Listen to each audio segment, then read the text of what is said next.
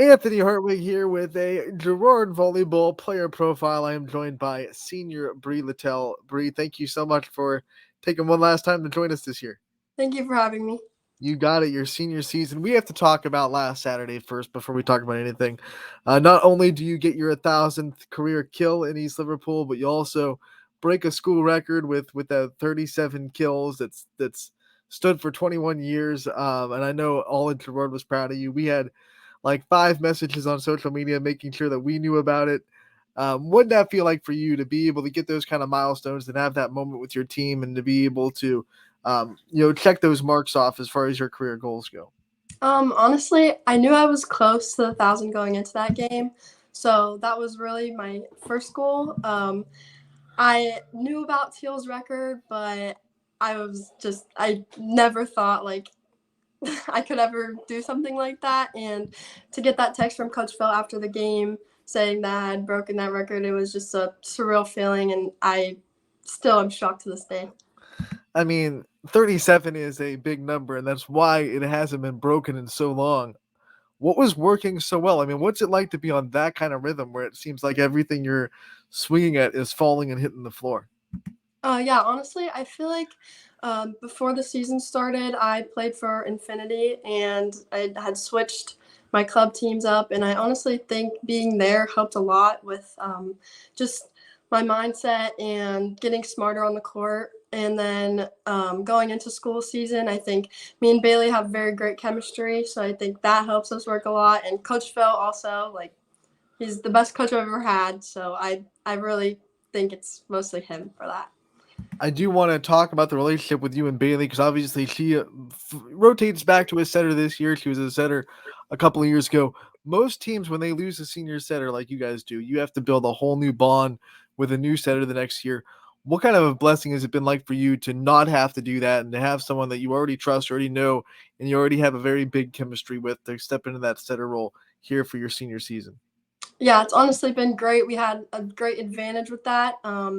Bailey is an amazing setter, and I think it helps for me a lot too. Sorry. Um, because we've been playing together for so long and we just know each other on the court super well. So it's easier definitely for me with her setting. When you think about some of the things that you wanted to accomplish this year, obviously you already got the 1,000 kills, and that was one of the goals I'm sure you set coming into the senior year. But you get ready for the senior year, you have your summer workouts, and you start to think about things that you want to do this season. What were some of those other things that were on your checklist? Um, honestly, the 1,000 was my goal. I knew I was gonna hit it pretty early on in the season. Um, Now that I've hit that record, I don't know like how much better it can get than that. But honestly, I just kind of hope for the rest of the season to be healthy for all my players and just we have a winning season and get far in the playoffs. And when you think of what you kind of did to prepare yourself for your senior year and the work that you put in, what were some things that you wanted to really focus on this summer and really wanted to make sure that you had tightened up before the season started? Yeah, definitely just take it all in and enjoy this year because it's my last year playing and really just want to have fun with the people that I've played with for so long and just enjoy every moment with Coach Phil because he's been my coach for my whole life. And yeah, just kind of enjoy every moment and not take advantage of any of it. All right, so now we talk about everything else that comes with senior year, right? So you have to deal with all the emotions that come with senior season. The last home game, the last time you play an opponent, the last time you have your first game of the season. What has it been like for you trying to handle all those kind of emotions that come with senior season? It's definitely been hard at times. I'm just trying to take it all in and just take everything slow, try to make it go as slow as possible because I don't want it to end. Watching Coach Phil's interview from last night just made me like, it kind of hit me a little bit today that it's my last year and, just trying to slow it down and just make every game go as great as possible and just have fun with my team. All right, so let's talk about this team. Take us through the locker room. Describe the personality of this team. I know it changes every year. What's the personality of this team? What have you been able to kind of notice about this Girard team this year, and maybe what makes it unique from years past? Yeah. We're all very close, and it's a basically brand new team. We only had 3 returners this year, so it was definitely a big jump from last year. But everyone's taken it very well. Practices have been going good. Coach Phil has been working with everyone, and the chemistry is very good on the court. We're all very close. There's no drama. It's really nice. The biggest question I got from people in the postseason when they're asking me about volleyball season, they're asking me what I think about the outlook of teams. And when Girard comes up, they go, "Well, how is Brie Latell going to handle not having the 1-2 punch of Lauren Pallone anymore? And you're going to be number one in the scouting report, and teams are going to really focus on you." What's that been like to know that when you step into a gym now, you're the one on the scouting report that other teams circle 2 or 3 times and say that Brie Latell is not going to be the player that beats us tonight? Yeah. I love it actually. I think it's cool to be like the threat on the court because it makes you feel good about yourself and it makes me play better. I think when I have teams coming after me, it makes me want to win even more. So I think it's kind of cool to be in the spotlight this year. That means that you're able to really open up some space for some other teammates. It wasn't too long ago when you were in that position before you made a name for yourself on the varsity level. Everyone was focused on Lauren Pallone, and then you came out of nowhere, it seemed like, and you were the one that benefited from that. What's it like to see other teammates like Nico be able to benefit and get some room because of how much attention you're getting? Yeah, Nico's been doing amazing. I'm so proud of her and how far that she's come. She's so strong. Sorry, my voice is so gone. She's a great player. She keeps me going if I'm down. I try to help her if she's down or not having the best game. But honestly, like she's a great replacement for Lauren. I think she's doing great. She's holding her own, and I'm very proud of her. When you think about leadership, and I love how you're bringing up your teammates and how proud you are of them and how much you've really helped them build themselves up. Your leadership has grown this year. You've been asked to do a lot more as a senior leader. How have you seen your leadership qualities kind of blossom into your senior year? Um, I kind of just had to step into Lauren's shoes, and she definitely gave me a lot of advice before she left. She said, "Bria, this is your team. You need to step up and just do your play your game and be yourself." And I definitely have taken that into account. I try to motivate my team before games, give them pep talks, get everyone excited and hyped up. And honestly, I think it's been working because they know like how much I care about this game. And yeah. Were there ever any nerves per se to having to be a bigger leader this year, or things that maybe you were nervous about having to step up with more responsibility? Um, there's a little bit. It just comes with everything, I guess. But now that the season's been going on for a little while, I honestly am. There's no nerves, and I'm kind of used to it. So I think it's just nice to be a leader on the court. You're probably one of the more efficient hitters that we have on the YSN family. You very rarely make errors. When you do, they don't come in bunches. How do you consistently be so accurate and consistently try to keep yourself at that really high hitting percentage mark? Um, if I make an error or do something that I wouldn't normally do, I will just tell myself, "Break, you need to focus and get the next one." And usually, I just kind of honestly get mad at myself, and then it helps me get a stronger hit the next play, and that's why I can kind of like go from an error to a kill in the next play. So I think my mindset is really does a lot for me. It's gotten a lot stronger in the past year, so I'm glad about that. I got to see you play for the first time this year last night, and I noticed really off the jump that you were much more involved in the net defense and much more involved getting blocks for your team. What's that been like to kind of develop your blocking abilities and be a really force in the front row at the net? Yeah, I love getting blocks. They're a lot of fun. It's really like a nice thing to get your team hyped up. Since our team is very new this year, it's really only a few of us that have been used to playing on the net and blocking like that. So I'm trying to just help the younger girls out and get them used to the fast paced and everything.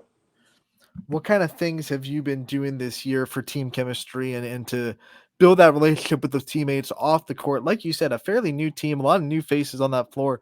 What's it been like to build relationships with new people and to get as close as you are as a team? It's honestly been super fun, and we did tie-dye on Monday. We tie-dyed these volleyball shirts together after practice, and we have team dinners and stuff like that.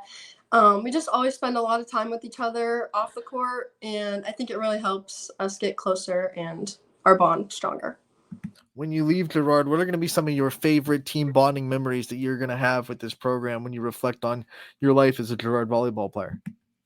Um, Honestly, just spending quality time with them, laughing with them. It's always so much fun, and it's always very lighthearted, very funny. Everyone on the team knows how to make me laugh, so definitely that I'll miss the most.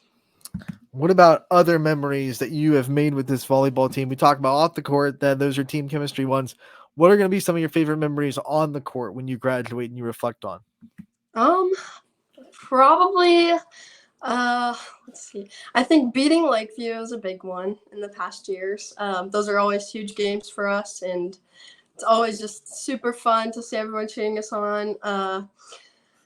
Another one, probably just getting far in the playoffs. Those are big for us. We've gotten far the past few years, so I'm hoping to do it again. And just playing with Lauren and Bailey, honestly, like they're my closest teammates, and it's just been awesome with them. We don't want to see you leave Girard, but eventually you will. That's the reality of life. You grow up, you transition to the next chapter. What is next for Brie Latell? What are some things that you have in your future goals? Yeah, so I am planning on going to Kent State to major in either architecture or interior design. And yeah, something like that. That's always been what I wanted to do. So we'll see. What got you into architecture and interior design? That's a very unique answer, a very Yeah, unique one that we've gotten. So, what got you into wanting to be in that job field? honestly, I was really little since it's been the only thing I've really been interested in since I was young.